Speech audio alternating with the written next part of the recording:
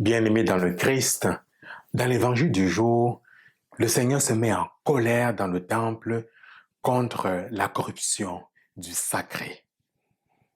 Et nous, que faisons-nous aujourd'hui face à différentes formes de corruption du sacré? Nous sommes invités à nous scandaliser contre la corruption du sacré.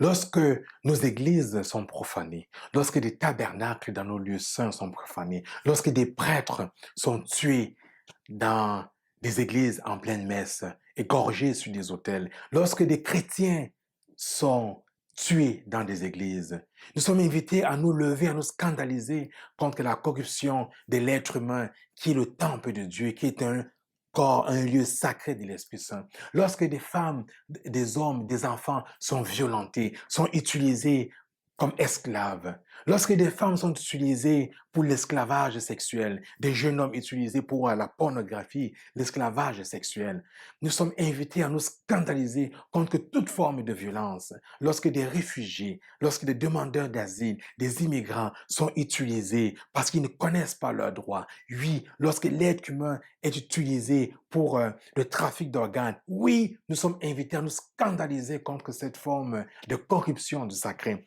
Lorsque l'environnement, la planète, la création, la nature